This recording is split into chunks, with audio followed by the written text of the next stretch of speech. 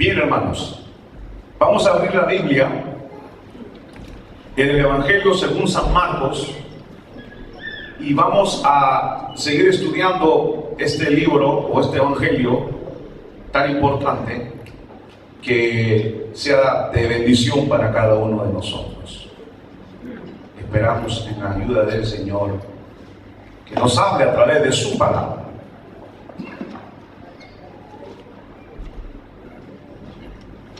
Marcos capítulo número 1 y leemos a partir del versículo número 2 que dice: sucedió como está escrito en el profeta Isaías: yo estoy por enviar a mi mensajero delante de ti, el cual preparará tu camino. Voz de uno que grita en el desierto: preparen el camino del Señor, háganle sendas derechas. Así se presentó Juan bautizando en el desierto y predicando el bautismo de arrepentimiento para el perdón de pecados. Toda la gente de la región de Judea y de la ciudad de Jerusalén acudía a él. Cuando confesaban sus pecados, él los bautizaba en el río Jordán. Amén. Solo ahí dejamos la lectura, hermanos.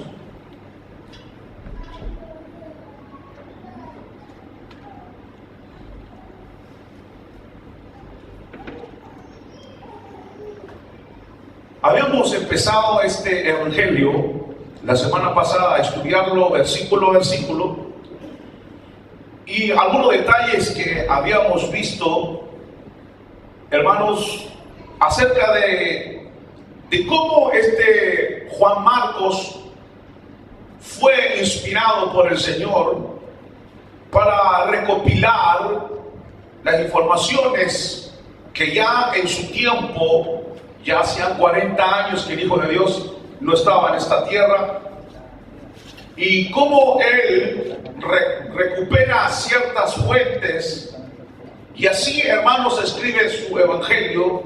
Y habíamos dicho igualmente que el evangelio de Marcos es un evangelio que está muy resumido, que no tiene mayores detalles acerca, por ejemplo, de la niñez del Señor Jesucristo, de su nacimiento, y muchos otros detalles que vamos a ir viendo, parábolas, muy reducido. Es como una especie de evangelio que va con mucha rapidez mostrando la vida del Salvador. También dijimos que el evangelio de Marcos es el primer evangelio que fue escrito. Se piensa que Lucas y Mateo se apoyaron en él para escribir el de ellos. Y también habíamos dicho de que el evangelio de Marcos no tiene pronunciado la idea de que Jesús sea Dios. Desde nuestra perspectiva y mirando desde ahora hacia atrás, desde ahora hacia el pasado, nosotros no tenemos ningún problema para decir que Jesús es Dios. Sin embargo, yendo al contexto de este momento, cuando se escribe que es la primera iglesia, los primeros cristianos, encontramos, hermanos, todavía no claridad en cuanto a quién era el personaje llamado Jesús. Por eso es que los evangelios que hablan acerca de que Cristo es abiertamente Dios fueron escritos alrededor del año 90 o 96. Son tardíos porque se tomó tiempo la iglesia para reflexionar acerca de dónde queda o en qué lugar se pone a Jesús. La religión musulmana dice que Jesús es uno de los profetas que vino a este mundo al igual que Noé, Abraham, Jesús está para ellos a la par. Y entonces, algo así pensaba la primera iglesia, no tenía claridad acerca de lo que es la divinidad de Cristo. Por eso se ha dicho que el Evangelio de Marcos es un evangelio que no contiene una alta cristología. Es decir, que no habla abiertamente diciendo que Cristo es Dios. Por supuesto que vamos a encontrar pasajes, lugares donde a nosotros no nos quedará duda, pero en el primer siglo no había la claridad que después del tiempo, cuando se fue sistematizando las enseñanzas básicas como es la Trinidad de Dios, pues recién ahí empezó a ver esa claridad acerca de que Dios es una pluralidad de personas y que Dios es un solo Dios, pero que se manifiesta en tres personas, Padre, Hijo y Espíritu Santo. Pero esa claridad, hermanos, fue tomando fuerza o cuerpo a medida que los siglos fueron pasando. Ahora encontramos en el Evangelio de Lucas, encontramos por ejemplo la genealogía de José, encontramos que él viene y es descendiente, hermanos, de Dios, o voy a decirlo de esta manera, él asciende, o su ascendencia llega hasta Adán, hijo de Dios, viene de Adán y llega a decir hijo de Dios. Mateo igualmente concentra 14 generaciones, 3 veces 14, para mostrar en un resumen de a dónde viene este personaje que se introdujo al mundo y que revolucionó el mundo de ese entonces. Mateo tiene que hacer un trabajo muy minucioso, porque Mateo es un evangelio que ha sido orientado y fue orientado hacia los judíos. Y los judíos no podían, o no se les podía, lo voy a decir en una palabra así, no se les podía cuentear. Ellos conocían muy bien el Antiguo Testamento, y entonces Mateo se tomó el tiempo de clasificar las cosas y darle, hermanos, el lugar de a dónde viene este personaje. Se va a buscar entonces los orígenes del Mesías a través de estas dos genealogías. Ahora, Lucas, como les digo, lo hace. Dice, cuando comenzó su ministerio Jesús, tenía unos 30 años, siendo como se suponía hijo de José, quien era hijo de Elí, y así va y llega hasta hijo de Adán e hijo de Dios. Entonces hay una visibilidad para el lector que lee Lucas y para el lector que lee Mateo. Hay una visibilidad en cuanto al personaje, de a dónde viene este personaje, de a dónde surge, cuál es su linaje, cuál es su ascendencia, quiénes son sus padres. Era algo sagrado en el tiempo de los judíos, en esos tiempos, de saber quién era su padre, su madre, su abuelo, su ascendencia. Cada uno tenía de memoria y sabía cómo se llamaba su abuelo, su tatarabuelo, y cuál era igualmente su tribu, etcétera, etcétera. En el caso de Marcos, como acabamos de leer, parece que el Hijo de Dios como que de repente irrumpe en la historia humana. Y como que Marcos no se toma la tarea de ir a buscar una genealogía donde pueda conectar con el Antiguo Testamento, así como Pablo, por ejemplo, dice a los romanos, de que era hijo de Dios, los profetas habían profetizado acerca de él, porque conecta. O Hebreos, cuando dice que Dios ha hablado de muchas maneras en el pasado, pero ahora nos habla a través de su Hijo. Los del Nuevo Testamento buscaban la manera de conectar a Jesús con, hermanos, la revelación del Antiguo Testamento, porque no podía haber una segunda revelación de Dios sin que se conectara con todo lo que Dios ya había revelado en el pasado. Entonces, aquí es donde encontramos, por ejemplo, en el Evangelio de Marcos. Vean usted ahí ahora que tiene una Biblia abierta, usted no encuentra ahí una genealogía. Usted no encuentra ahí que Jesús fue hijo de tal y de tal y de tal, sino que de frente empieza comienzo del Evangelio de Jesucristo, Hijo de Dios, y sucedió como está escrito en el profeta Isaías. Pero lo que va a hacer aquí, hermanos, Marcos, ya les digo, deja de lado el nacimiento de Cristo, deja de lado las genealogías. Pero Marcos empieza a contar de una vez, empieza a contar la historia con un hombre llamado Juan, y que literalmente se dice Juan el Bautizador. Nosotros lo llamamos Juan el Bautista, y algunos llegan a creer que Juan el Bautista era de la denominación de los bautistas, pero no es así, sino que Juan el Bautizador, Juan el Bautizador, porque bautizaba, entonces le puso ese apodo. Entonces Jesús, Marcos, como le digo, no busca a profundizar demasiado, pero con lo que dice aquí en estos versículos, hermanos, es profundísimo lo que él dice, y eso es lo que queremos analizar en esta tarde. Jesús no proviene, hermanos, de los sacerdotes levitas, aquellos guardianes de las cosas sagradas del templo. No tiene una ascendencia levita. Jesús tampoco fue a Jerusalén para ser instruido, para que él luego sea reconocido como un maestro de la ley. Jesús nunca estuvo en Jerusalén para aprender la ley. Al contrario, a los 12 años fue, pero fue a discutir acerca de la ley, de tal manera que aquellos hombres se sorprendían de ver la sabiduría de ese niño de 12 años, pero no iba y no fue para que le enseñaran. Es decir, que Jesús nunca fue, hermanos, instruido como el apóstol Pablo, que dice en la Biblia que fue instruido a los pies del gran maestro Gamaliel.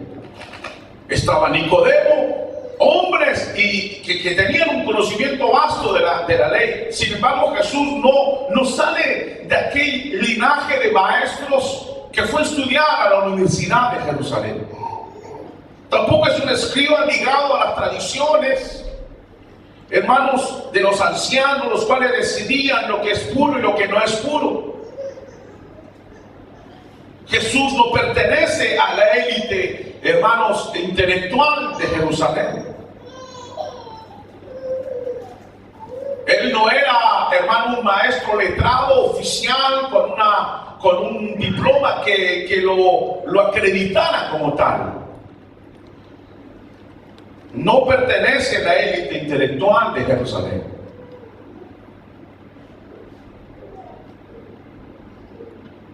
Es interesante, hermanos, ver que el Hijo de Dios viene de un lugar que, si nosotros hubiéramos vivido en el tiempo de Cristo y hubiéramos dicho Jesús es el Mesías, ¿y de dónde viene? Si hubiéramos oído de dónde viene, hubiéramos dicho, ¿de dónde? De Nazaret. ¿De dónde? De Nazaret. ¿Y a dónde está Nazaret? Porque, hermanos, hay un historiador llamado Flavio Josefo, murió en el año 100 después de Cristo. Él era judío, fue llevado a Roma, y en Roma lo amaron, y él escribió como historiador. Y él, no recuerdo, pero creo que más de 30 lugares de la región de Galilea, él las nombra, y puede leer usted los libros de él, de antigüedades, por ejemplo. Otro libro de él es La guerra de los judíos. Y usted encuentra ahí que Flavio Josefo habla de muchas regiones donde Jesús se manifestó en primer lugar en la región de Galilea. Y habla de muchos lugares y ciudades y cantones, pero nunca nombra Nazaret. Ahora, no es porque la ciudad de Nazaret no existía en ese tiempo, o nunca existió, Porque la arqueología ha encontrado, hermanos, y han hecho excavaciones y han encontrado que esa pequeña aldea existió. En el Talmud de los judíos igualmente, ellos nombran muchos lugares de Galilea, pero tampoco ninguno nombra la pequeñita aldea de Nazaret. Habían solo quizás 500 habitantes en aquella aldea, no había nada más. Por eso que en una ocasión creo que fue Natanael el que se le dijo: Jesús viene ¿de dónde? De Nazaret. ¿De Nazaret podrá venir algo bueno? Porque era un lugar de gente muy, hermano, muy baja dentro de la sociedad. Piense usted en su país, aunque quizás yo sé que en su país no hay pobres, pero yo pienso en el mío, porque en el mío sí hay pobres. Pero pienso en lugares que, hermano, vive la gente, y puedo en este momento imaginarme lugares pobres que yo he visto. Y digo, seguramente que Jesús vivió en un lugar como ese. Un lugar olvidado del mundo. Si en Roma le hubieran dicho a César: César, hay un iluminado que salió de la ciudad de Nazaret. ¿La ciudad de qué? De Nazaret. ¿De quién me hablas?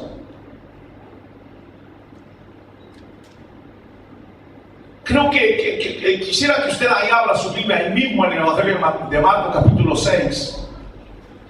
Ahí mismo, vayamos moviéndonos juntos en el estudio.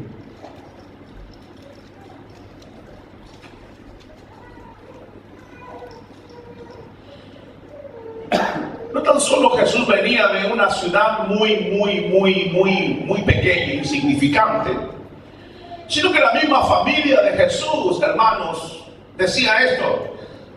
Marcos capítulo 6, versículo 1 decía: Jesús se fue de allí a su propia tierra, su tierra es en la región de Galilea, en Nazaret, y sus discípulos fueron con él. Cuando llegó el sábado, comenzó a enseñar en la sinagoga, y muchos oyeron a Jesús y se preguntaban admirados: ¿dónde aprendió estas cosas?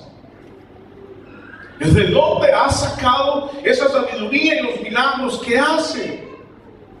Y el versículo 3: ¿no es este carpintero? Así que nadie dijo: este es de la élite de Jerusalén, este fue enviado del seminario de Jerusalén para que venga a enseñarnos. Sino que la gente de su pueblo lo conocía, todos se conocían. Este era el niño que se llama Jesús, que su papá fue José, María, y su papá era el carpintero, y como en ese tiempo pues el hijo le enseñaba la profesión el padre al hijo, y así sucesivamente pues Jesús aprendió el trabajo de carpintería porque su papá adoptivo era carpintero. Entonces viene aquí y dice el evangelista que dice: este es el carpintero.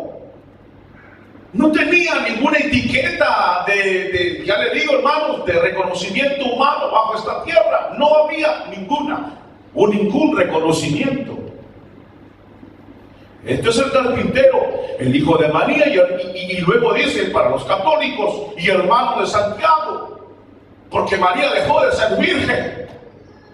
Y ahí lo dice, su hermano, Jesús tenía un hermano que se llamaba Santiago, tenía otro hermano que se llamaba José, tenía otro hermano que se llamaba Judas, y tenía otro hermano que se llamaba Simón. Y no viven, dice también aquí, sus hermanas, también tenía hermanas. Y están entre nosotros, dice. En otras palabras, nosotros conocemos su familia. Parece una tropa su familia. Está lleno de hijos. Sabemos que es el carpintero.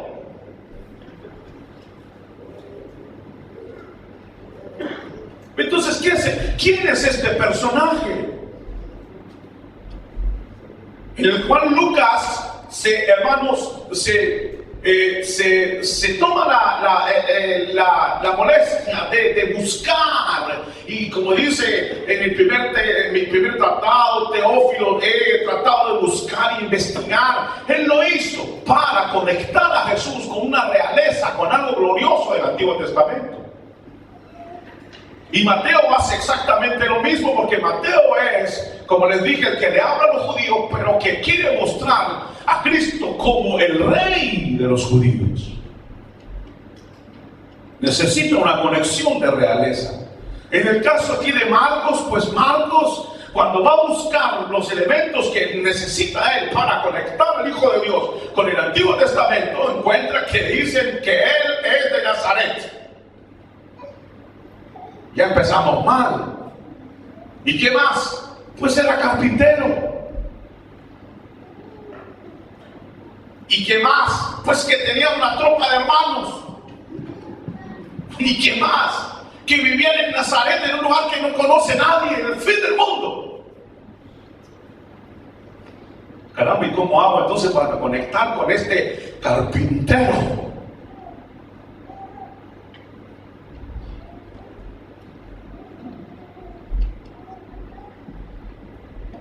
Es más, Jesús tampoco pertenece a la élite de los héroes de aquellos entonces.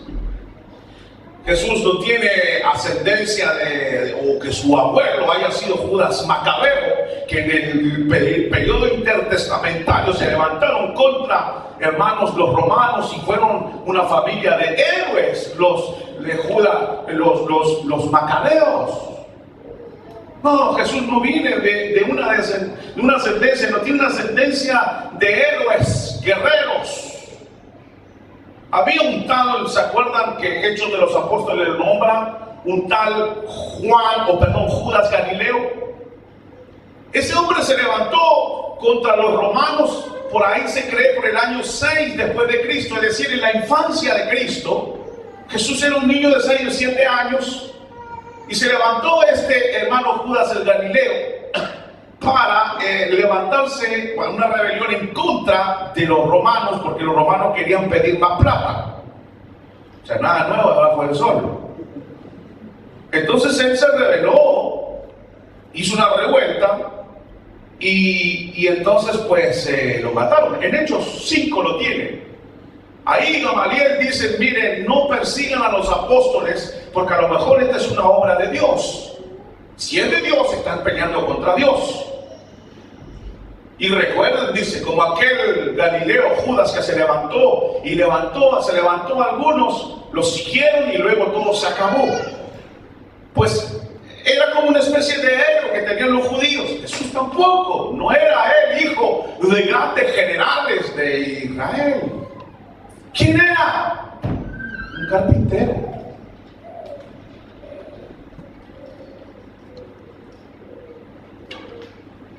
¿Con quién se conecta este personaje llamado Jesús, el Hijo de Dios? Porque él dice que es el Hijo de Dios. Debemos subir el estándar. Es muy bajo el estándar. Es carpintero. Trabaja la madera. No dude que tenía callos en las manos. ¿Quién es este personaje? Incluso los discípulos. Había ocasiones que los discípulos como que no sabían qué decir de él. Cuando usted encuentra a Pedro, oiga bien, cuando usted encuentra a Pedro decir, tú eres el Cristo, el ungido, el Hijo del Dios viviente, hermanos queridos, el Señor inmediatamente le dice, Pedro, quédate tranquilo, no te has vuelto teólogo, sino que mi Padre te lo reveló. Si no, seguirías pensando que soy el carpintero de Galilea. Pero había ocasiones donde los discípulos, aquí en este evangelio lo vamos a ver, donde los discípulos no sabían qué pensar de él. Cuando viene la tormenta, Jesús camina sobre el mar de Galilea, él camina y se acerca a ellos. ¿Se acuerdan de esa ocasión? Y creen que es un fantasma y hermanos se ponen a gritar. ¡Ah! ¡Ah! Se asustaron como mujeres ahí gritando de miedo. Y Jesús viene caminando sobre el agua y las olas se levantaban y el Señor calma la tempestad. Y en otra ocasión, cuando él se queda dormido en el barco o en el bote y le dice el Señor, despierta que nos estamos muriendo, y él se levanta y reprende. Hay una enseñanza extraordinaria, hermanos, pero todavía todo tiene su tiempo.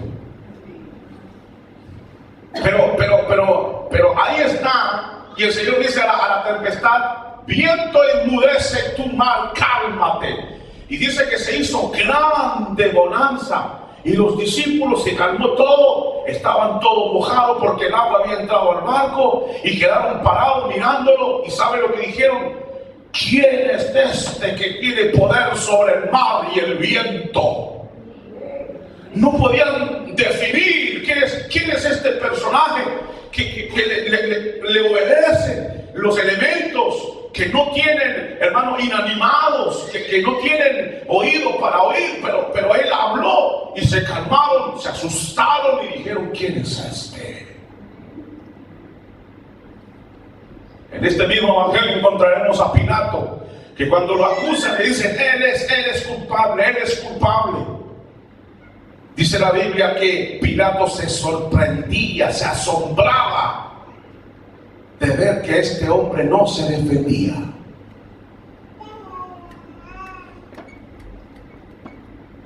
¿Quién será este personaje que veremos aquí igualmente en este evangelio? Que los demonios dicen: tú eres, y el Señor dice: cállate, no digas nada. Porque lo descubrían, pero en ese medio callar y hablar, los demonios a veces se les salían: tú eres el Santo de Dios. O sea, veían algo glorioso, algo que trascendía a Nazaret y a la carpintería. Pero siempre ha sido así. Dicho sea de paso, nadie es profeta en su tierra.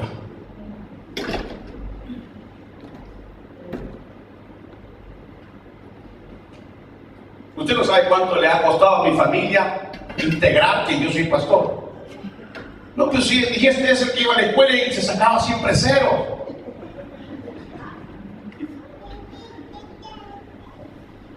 Porque me ven el hermano, la hermana, o sí, no hay, es difícil. Yo entiendo que no es fácil ser profeta en su tierra.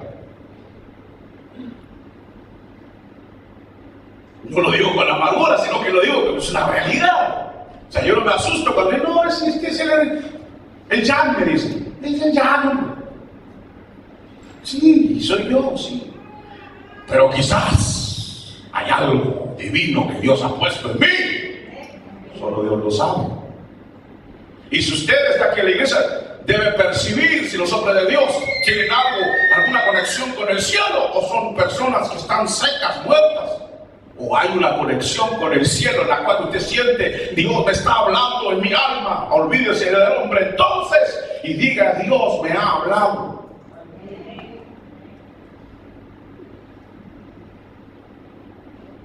Volvamos a los versículos después de haber terminado la introducción.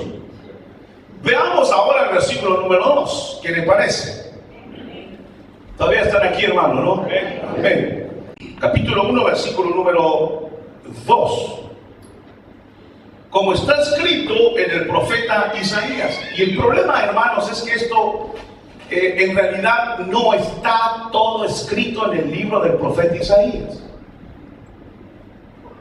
Algunos le llaman a esto imprecisiones que hizo Marcos. Puede ser, porque vamos a ver aquí más adelante que dice Marcos: y Juan bautizaba en el desierto en agua. Pero la precisión la trae Lucas, porque Lucas describe mejor. Había una región desértica y luego estaba el lugar de Jordán, y ahí era. Pero Marcos, como es uno que va rapidito, entonces se le pasa eso. Y no define las regiones, sino que ahí pone de frente: y bautizaban en el desierto. O sea, algunos piensan que esto es una especie de imprecisión. Puede ser.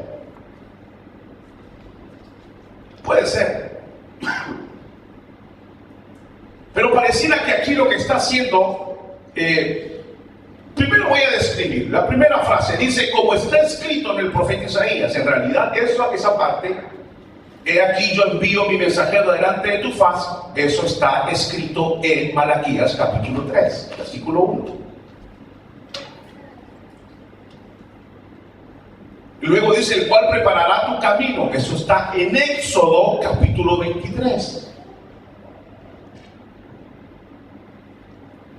Y el versículo 3 dice: voz del que clama en el desierto. Eso está en Isaías 40. ¿Sí? Entonces, lo único que hace Marcos es decir, volvamos a verlo, capítulo 1, versículo 2, sucedió como está escrito en el profeta Isaías. Es todo lo que hace Marcos. Entonces, de ahí se ha sacado la idea, o sea, piensa que Marcos tiene una imprecisión ahí.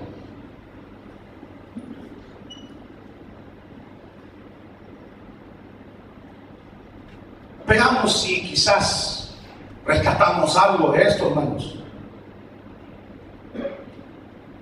En realidad, cuando dice aquí la Biblia, como está escrito en el profeta Isaías, en realidad está en Malaquías capítulo 3, versículo 1,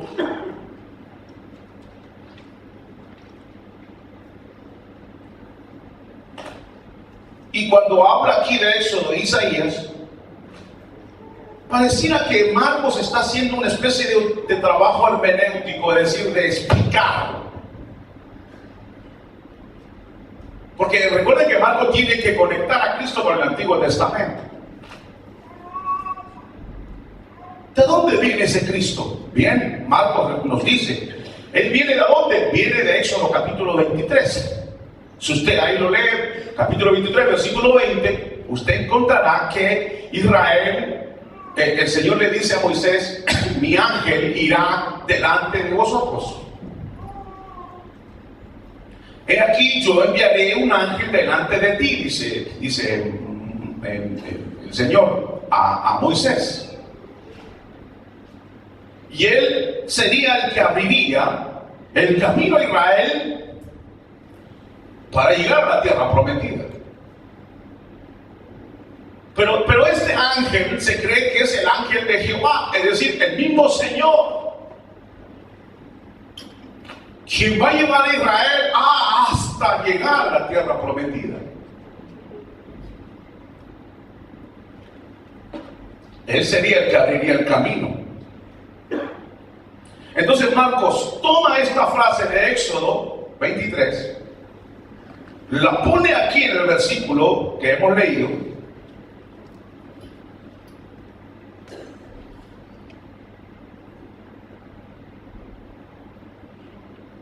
y no se la aplica a Jesús. Eso es lo interesante. ¿A quién se la aplica? A Juan. Se la aplica a Juan. En Éxodo 23 está hablando del ángel de Jehová, el ángel del Señor. Pero entonces viene Marcos, toma esto y se lo aplica a Juan y dice, el ángel que va adelante es Juan abriendo el camino al Mesías. Es decir, hermanos, en realidad Marcos lo que hace es ir a las profundidades del Antiguo Testamento y a los lugares más remotos de la historia de Israel a buscar conexión con Cristo, el Hijo de Dios. Pero hermanos, esto es algo real, es algo vívido, es algo realmente, yo diría, glorioso. Porque hermanos, Pablo dice a los Corintios, se lo voy a leer, capítulo 10, y en Moisés todos fueron bautizados en la nube y en el mar, y todos comieron el mismo alimento espiritual, y todos bebieron la misma bebida espiritual, porque bebían de una roca espiritual que los seguía, el cual era Cristo. En realidad Cristo está, hermanos, de manera palpable en el Antiguo Testamento. Marco dice, mi evangelio está apoyado en el Antiguo Testamento, y en ese ángel que lleva a Israel a la salida, ahí está escondido otro detalle, un detalle que no es que se escape, sino que el Espíritu de Dios es el que dice, aquí hay algo, y se cumple. y pasan los siglos y viene el Espíritu de Dios, inspira, dice, aquí hay algo, como que algo, si eso ya sucedió. El ángel era el que llevó a Israel. Nosotros ahora estamos en el Nuevo Testamento, sí, pero el Espíritu dice, ahí detrás, ¿a dónde? Ahí, quítate los ojos, ahí detrás. Y entonces viene la revelación de Dios, dice, ahí, en esa frase, ahí se está hablando de Juan el Bautista.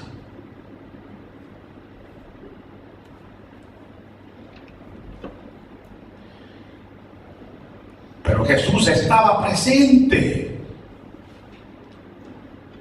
Cuando Dios le dice a Moisés, golpea la peña para que salga agua, no que salió un chorrito. El Salmo dice que salieron ríos y ríos, que los animales bebieron agua, todo el mundo bebió agua. Pero dice que la golpeó 2 veces. Y tiene que golpearla una vez. Y Moisés, por causa de no obedecer al Señor, dice que Moisés y Aarón no entraron a la tierra prometida a causa de eso. Pero ahí está hablando de Cristo. Cristo era la peña, la que dio a beber a Israel, porque Pablo dice aquí que bebieron de la bebida espiritual todos. Pero dice que lo golpeó 2 veces. Y a Cristo Dios lo iba a golpear con su ira una vez, no 2 veces. Y era tan real de que Cristo en la roca era Cristo, que cuando golpea 2 veces, Dios dice, no entrarás. ¿Por qué? Quizás Moisés lo entendió todo, pero ahora la gloria entiende que esa roca representaba a Cristo y que Cristo iba a ser golpeado una vez, no 2. Ahí está Cristo.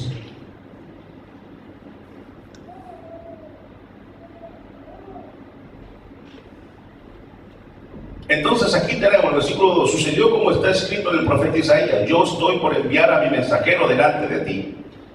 Está hablando de Éxodo, el cual preparará el camino. El cual preparará el camino. Amén. El cual preparará el camino. Vos que clama, verso 3, vos que clama en el desierto, preparad el camino del Señor, haced derechas sus sendas. Entonces aquí tenemos algo muy interesante. Yo estoy por enviar a mi mensajero delante de ti, el cual preparará tu camino. Luego dice, voz de uno que grita en el desierto, preparen el camino del Señor y háganle sendas derechas. Eso se encuentra en Isaías capítulo 40. Dicho sea de paso, Isaías se dice que son 2 libros. El primer libro empieza el capítulo 1 hasta el 39, y el segundo libro se dice que empieza del 40 hasta el 66, hasta el final. Marcos siempre se refiere al segundo libro de Isaías. Y esto está en el versículo 2, creo, de Isaías 40. Entonces, en la segunda parte. Es importante porque en la primera parte hay muchos ayes. Ay de Israel, ay de ti, ay de aquí, ay de mí, que soy muerto. Pero cuando llegamos ya al capítulo 40, empieza a ver la consolación de Dios. ¿Me están escuchando, hermanos? Sí. Y la consolación de Dios empieza en el capítulo 40. Pero entonces, este versículo, voz que clama en el desierto, prepara el camino del Señor, hágale senda derecha, es una consolación entonces, porque está en el capítulo 40. Entonces tenemos que entender un poco en qué contexto se escribió ese capítulo 40. Amén. Isaías, entonces profetiza. Ve ahí, abra la Biblia ahí en Isaías capítulo 39. Capítulo 39, versículo número 5. Le voy a leer. Dice así, Isaías 39, verso 5. Entonces Isaías dijo a Ezequías, el rey Ezequías: oye la palabra del Señor de los ejércitos. He aquí, vienen días cuando todo lo que hay en tu casa y todo lo que tus padres han atesorado hasta el día de hoy será llevado a Babilonia, nada quedará, dice el Señor. Profecías de los años 700 antes de Cristo. Esa profecía que da Isaías se cumple en los tiempos de Jeremías, cuando el pueblo de Israel es llevado 70 años esclavo a Babilonia. Entonces, hermanos, Isaías se adelanta, le dice a Ezequías, porque Ezequías se había puesto muy orgulloso por algunos detalles, pero muy orgulloso. Entonces Isaías dice: mira, no te creas tanto. Lo que va a suceder con tus hijos es que ellos van a ser eunucos allá en Babilonia. Es una mala noticia. Claro, Ezequías dijo ahí, usted lo puede leer, con tal que no pasen nuestros días, no hay problema. Así dijo él. Pero el punto está, hermanos, de que es una mala noticia. El capítulo 40, cuando usted lee el capítulo 40, seguramente que, hermanos, los judíos que eran cautivos en Babilonia, muchas veces leyeron este capítulo porque era un capítulo de consolación. Como dice el Salmo: colgamos nuestras arpas y ya no cantamos a Jehová, porque Sión está lejos de nosotros. Entonces no tenían ganas de cantar a Dios porque la tierra de ellos habían sido arrancado de ella. Y quizás este capítulo 40 es una gran consolación para el pueblo en Babilonia. Dios cumplió su palabra, los entregó en manos de los babilonios, que se los llevó cautivos 70 años. Luego pasa la profecía. Y luego aquí vemos, capítulo 40, versículo 1, dice Jehová: consolad, consolad a mi pueblo, dice vuestro Dios. Consolad a mi pueblo, traigan consolación a mi pueblo. Y el versículo 2 se apoya en el futuro. Dice: hablad al corazón de Jerusalén y decidle a vosotros a voces que su lucha ha terminado. Es decir, se está adelantando diciendo: llegó el día en que los cautivos de Babilonia van a ser sueltos y van a volver a la tierra que ellos han dejado atrás. Ya se cumplieron los 70 años. Ya pagaste tus pecados doblemente, dice el profeta. Ya está listo. Ya está listo, está pagado.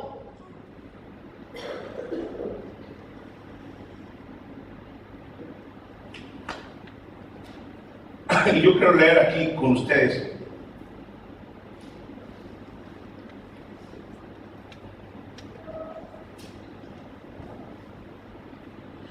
y el versículo 3: voz clama, preparen en el desierto un camino para el Señor, enderecen la estepa, un sendero para nuestro Dios. Entonces viene Marcos y toma esos versículos y los pone para identificar que esa voz es Juan. Entonces, recapitulemos. Isaías dice aquí en el capítulo 40, dice: un día volverán, el día en que hayan pagado su pecado volverán. Pero antes que vuelvan, dice: preparad el camino del Señor. ¿Qué significa?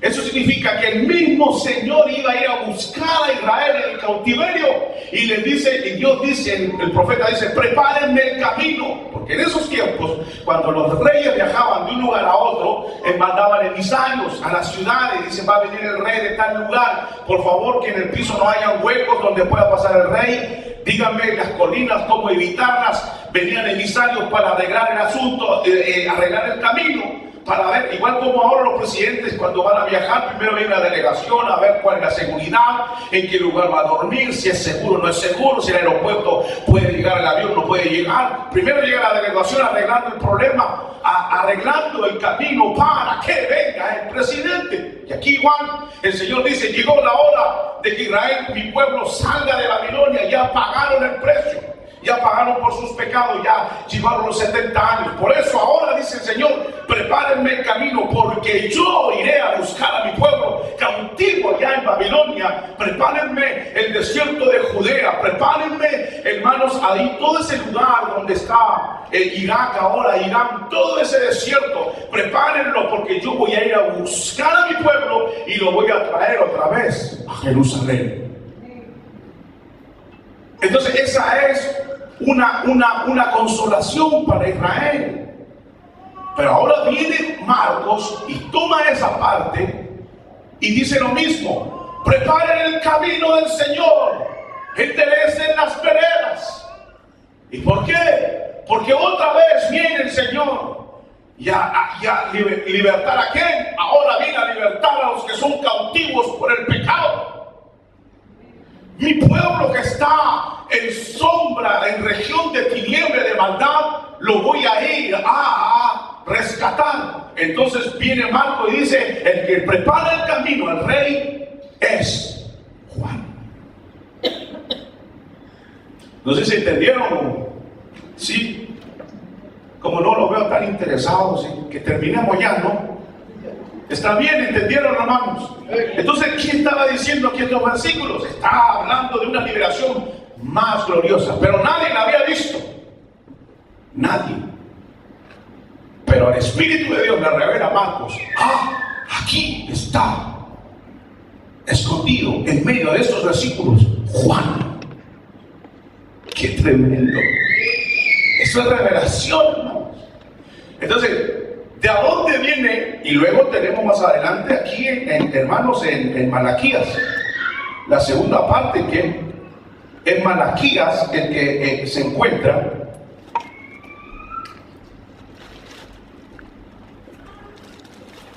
Malaquías capítulo 3.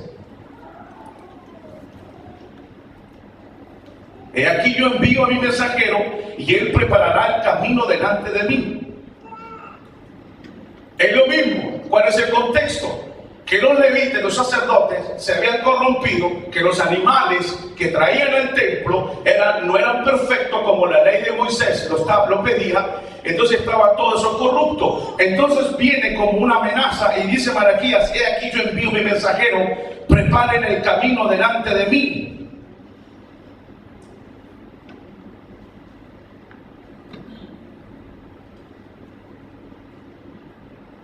En otras palabras, el mensajero, según Malaquías, que vendría, es aquel que empezaría a purificar lo que se había contaminado. Y yo le digo esto: ¿qué hizo Juan? ¿Cuál fue el llamado de Juan? Arrepentidos, volved otra vez a la santidad de Dios.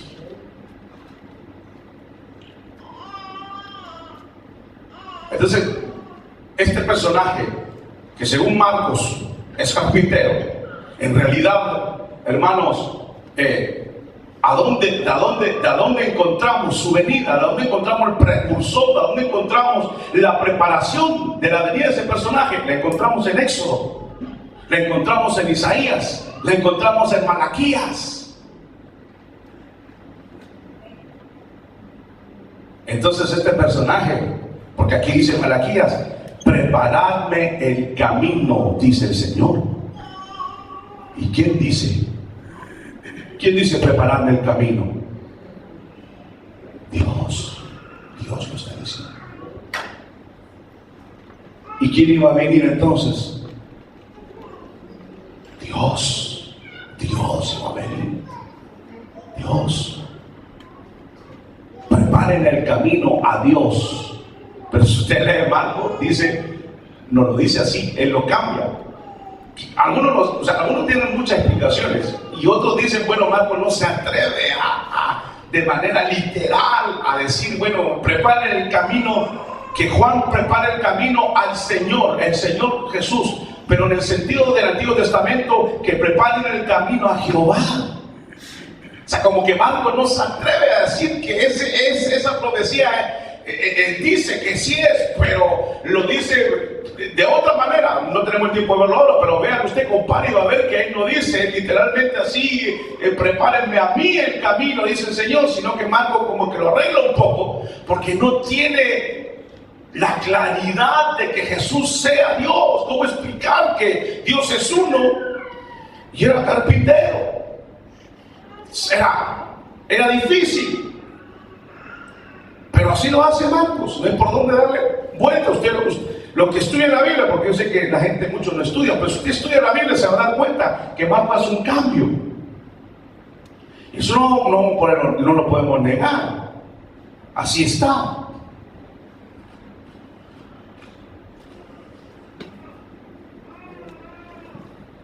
En suma, aquí está, dice: En suma, dice, y le leo, Miqueas 5 dice, ¿quién es este personaje?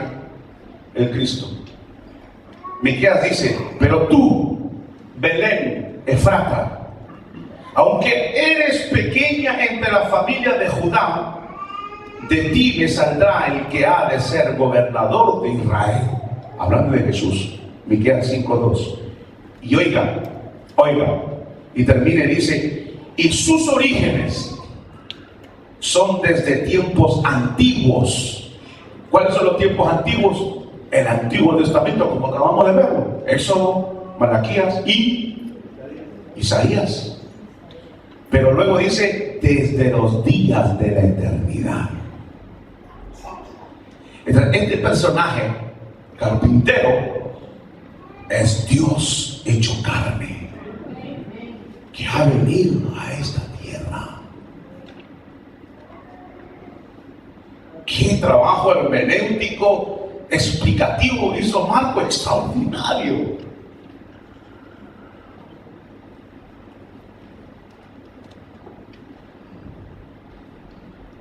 Ahí ahora en Marcos capítulo 3, para que despierte un poco. Marcos capítulo 3, veamos estos versículos que ya lo hemos visto, pero vamos a el capítulo 3. Por esta razón, hermanos, es que Marcos, en su evangelio, que lo vamos a ver más adelante, y otras razones, pero una de las razones por la cual Marcos toma a su familia y la saca fuera, como diciendo, soy familia de ellos, soy familia de Marcos, recuerden que es Marcos dice que Jesús dice, soy familia de ellos, mi padre, mi madre se llaman, etcétera, etcétera, tengo hermano y todo. Pero Marcos, al hacer el trabajo hermenéutico que hizo en estos versículos, lo que está diciendo es que Jesús en realidad sus orígenes son de la antigüedad y desde la eternidad. Entonces a la familia de Jesús, ¿dónde la ponemos?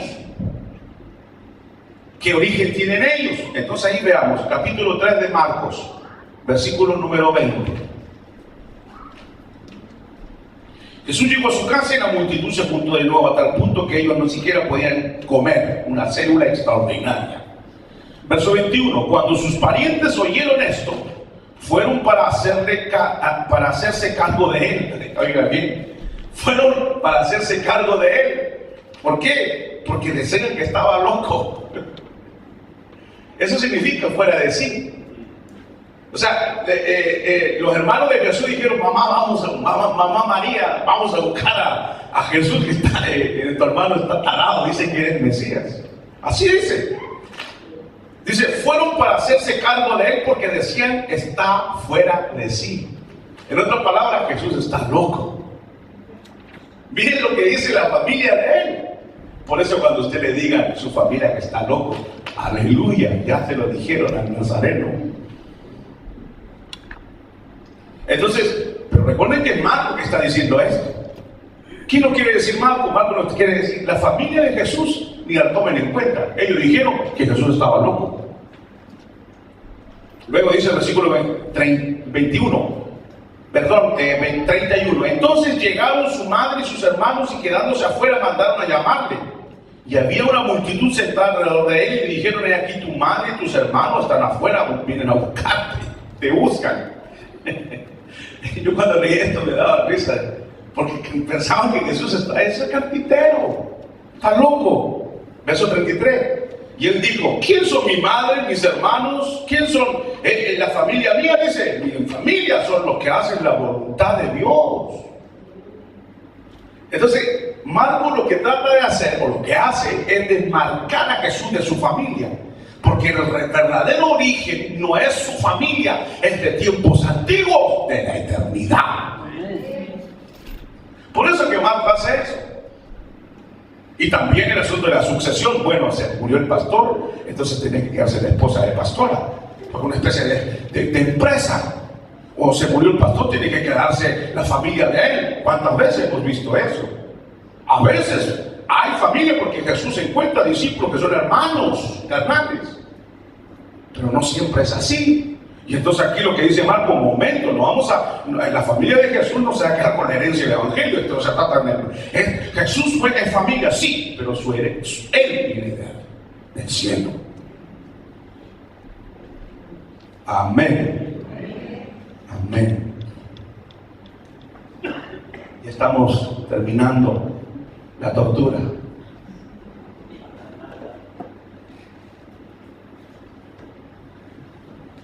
Entonces, veamos el versículo 3 de Marcos.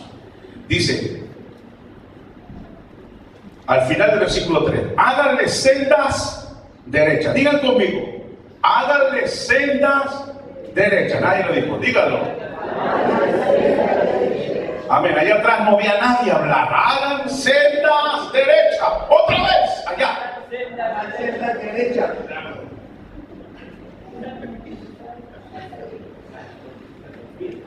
Hagan sendas derechas. Si usted lee el paralelo de este que está en Lucas 3, dice así, escuchen bien, el mismo paralelo. La frase está cortita en Marcos, pero en Lucas está más largo. Dice así, como está escrito en el libro de las palabras del profeta Isaías, voz del que clama en el desierto, preparad el camino del Señor, haced derechas sus sendas.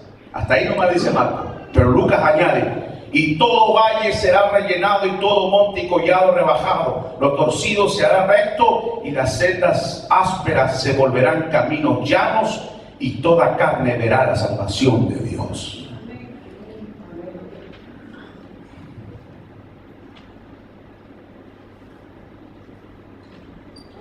Todo valle será rellenado y todo monte y collado rebajado. Aquellas personas arrogantes, altivas, independientes de Dios, que no quieren depender de Dios. Y la arrogancia fue tan grande en Israel que Dios le dice aquí por el profeta o por Juan el Bautista, ustedes se han alejado de Dios. Luego dice, y dice, todo lo torcido y áspero de carácter debe ser suavizado. Entonces, resumiendo, los altivos, los orgullosos, los que tienen carácter de vinagre,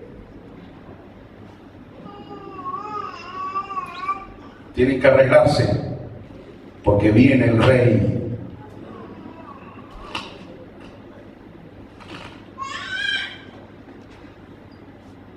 Ahora veamos, solo dejo eso ahí.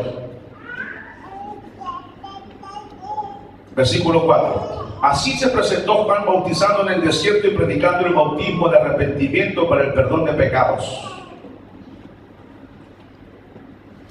Y acudía a él toda la región de Judea y toda la gente de Jerusalén, y confesando sus pecados eran bautizados por él en el río Jordán. ¿Cuál fue la reacción de la gente? ¿Cuál fue la reacción de Israel? Fue que la gente salió, hermanos, como ríos a buscar a ese hombre extraño que está predicando en el desierto. Oiga, el centro religioso en ese tiempo era Jerusalén, pero Juan el Bautista predica en el desierto, en un lugar en el cual no es lo mal que predique ahí. Los maestros predican en Jerusalén, pero la gente salía y acudía a él. Era sorprendente ver eso. Era un movimiento divino, hermanos. Algo estaba sucediendo.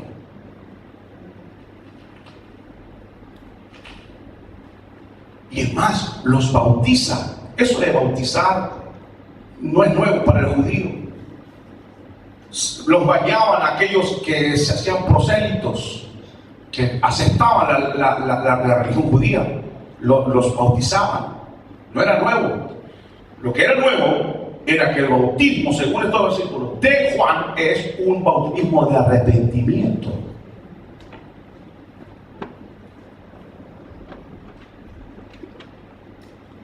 Y aquí está el punto. Y con esto terminamos.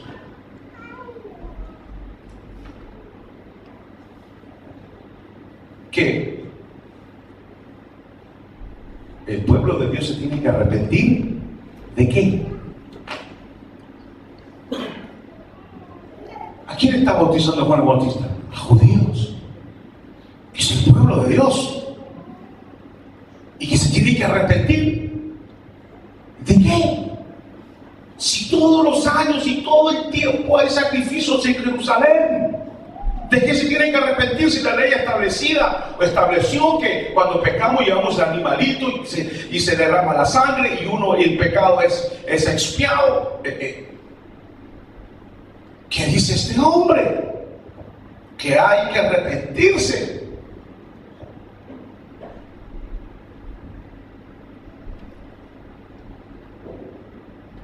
Ve aquí en Mateo. Ve el ambiente.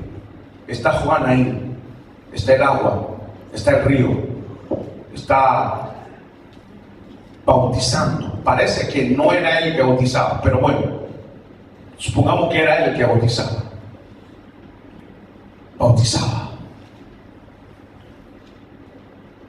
Está Mateo, capítulo 3. Veamos el ambiente, versículo 7. Por eso decía a las multitudes que acudían para que él le bautizara: cría de víboras. O sea, en lugar de decir bonjour, él saludaba y decía: cría de víboras. ¿Quién nos enseñó a huir de la ira venidera? Miren el ambiente, versículo 8. Por tanto, dad frutos dignos de arrepentimiento y no comencéis a decir a ustedes: ¿cómo? Si nuestro padre es Abraham, ¿de qué arrepentimiento nos hablas? Porque Dios puede sacar hijos de Abraham de estas piedras. Y también el hacha está puesta a la raíz de los árboles. Por tanto, todo árbol que no da buen fruto es cortado y echado al fuego. Y las multitudes le preguntaban diciendo: ¿qué haremos? Respondiendo él decía: el que tiene 2 túnicas comparta con el que no tiene, y el que tiene que comer haga lo mismo. Se está refiriendo a lo que dice el versículo 5 aquí, que ya le hemos visto: todo valle sea rellenado. Los que no tienen, los pobres, hay que sacarlos de la miseria. Los que están abajo, levántenlo.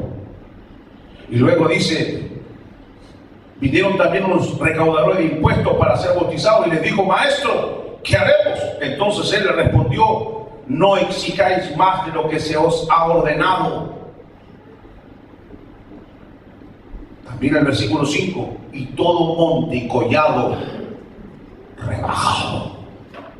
Los injustos vuélvanse justos.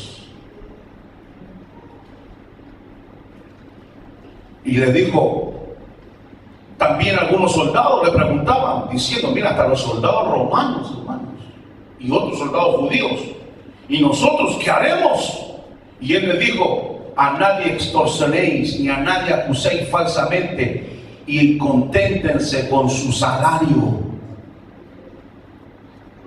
Que lo torcido sea recto.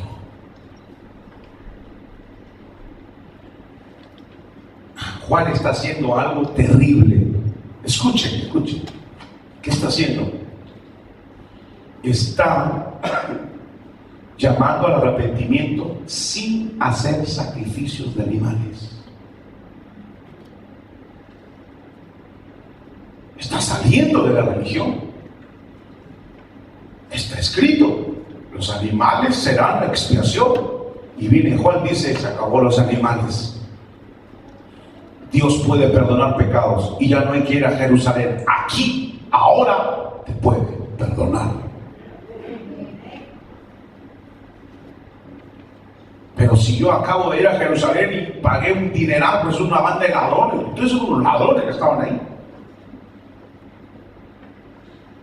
Pero ¿no te diste cuenta que pagaste, en lugar de 30 euros, pagaste 200? Porque a ellos les dio la gana, porque para ellos ponen los precios de ahí de los animales.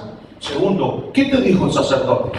Pon la mano en el animal, y al poner la mano en el animal, entonces el pecado traspasa tuyo al animal, luego se mata al animal, se derrama la sangre, se le echa encima al hombre y queda cubierto con el pecado. ¿Te hizo eso? Sí. Y te preguntó si te arrepentiste. No, yo fui porque Dios quiere que hagamos sacrificio y así bendice mi tierra y pueda haber prosperidad en mis animales y yo pueda salir adelante. ¿Hay que arrepentirse? Claro que hay que arrepentirse. Es una religión. Está desafiando y le va a costar la vida. Está desafiando el statu quo. Está desafiando la religión oficial.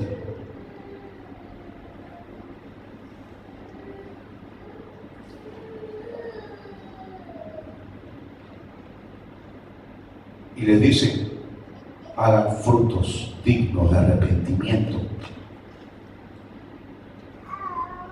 Ustedes saben que el papá de Juan era sacerdote, Zacarías. Juan no siguió los pasos de su hijo, porque ahora Dios estaba arreglando las cosas. Miren, todavía no hemos llegado a Jesús. Todavía no llegamos a Jesús y ya las cosas están candentes, porque así es Dios.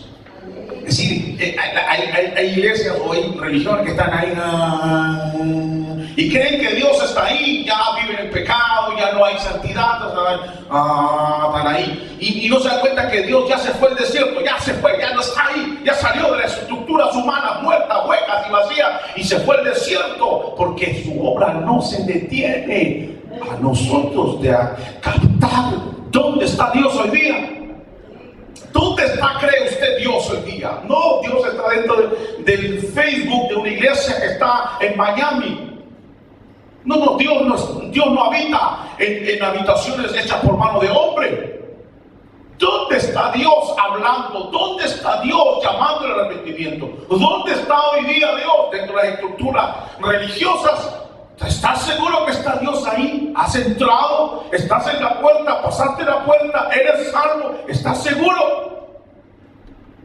Porque aquellos salían del templo y creían que estaban seguros. Y Juan les decía: salieron de allá, y ahora vengan para acá y arrepiéntanse de verdad.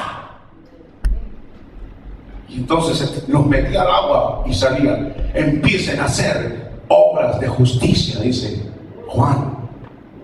Hermanos, como lo hemos estudiado ya y lo dice el profeta Oseas, pero ustedes han sembrado maldad. Por eso ahora cosechan violencia y comen el fruto de sus mentiras. Pusieron su confianza en el poder del ejército. Prepárense para buscar a Dios. Ustedes son como un campo nuevo, barbecho, ¿se acuerdan? Siembren la semilla de justicia y tendrán una cosecha de amor. Entonces Dios vendrá y los salvará. Será como la lluvia cuando cae sobre la tierra seca.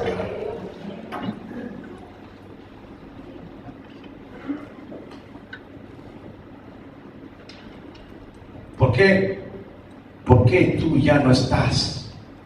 ¿Por qué tú ya como que despiertas y estás en el lugar sagrado cuando en realidad Dios ya se fue al desierto?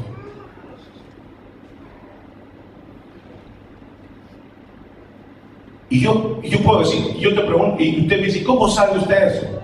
¿Por qué ya no hay una integridad total en tu vida? ¿Por qué ya no hay un fuego que arda y pasión por tu Dios? ¿Será que estás dentro de la estructura humana? Te quedaste con la religión, te quedaste con el nombre evangélico, te quedaste con la jerga evangélica. Dios te bendiga, gloria a Dios, aleluya. Pero Dios ya salió. Dios es un Dios que viaja. Dios es un Dios libre. Dios es un Dios que hay que seguirlo. Dios no se queda en el mismo lugar. Allá los vi yo a los judíos en el muro de lamentaciones y creen que Dios está ahí. Dios ya no está ahí. Dios está en México, Dios está en Estados Unidos, en África. Dios está obrando en todas partes de la tierra. Vuela sobre el viento, dice el Salmo, vuela. Hace de sus carros el viento y voló con ala de querubín. Y caminó por el mar y no dejó ninguna huella. Hermanos, ¿dónde está Dios en su vida? ¿Dónde está Dios en su familia? ¿Qué ha pasado? ¿Qué ha pasado en su familia? ¿Por qué aceptar la eminente derrota? Quizás Dios ya se fue y solo nos queda, hermanos, la máscara, nos queda la jerga, nos queda la Biblia en la mano, nos queda el libro, nos quedan los coritos. Pero ¿dónde está ese Dios? Necesitas otra vez regresar y arrepentirse. Eso lo dice Oseas. Prepara barbecho tu corazón como un campo. Dejaste que creciera la cizaña y entonces se quedó como un campo donde no se hace ningún trabajo, no se trabaja, no hay nada. Empieza ahora, dice Juan el Bautista, le dice a ellos, a los cobradores de impuestos, a los sacerdotes: empiecen a trabajar la justicia en sus vidas. Ya dejen de extorsionar, ya dejen de robar, ya dejen de mentir, ya dejen, ahora hagan obra de justicia para que Dios venga y los salve. Y como dice así, que caiga del cielo como lluvia sobre tierra seca. ¿Por qué estás mal? Porque tu familia está mal. ¿Qué pasa en tu vida? ¿Será que ya eres un religioso más con palabras religiosas? Vamos a orar. Padre, te damos gracias por tu palabra.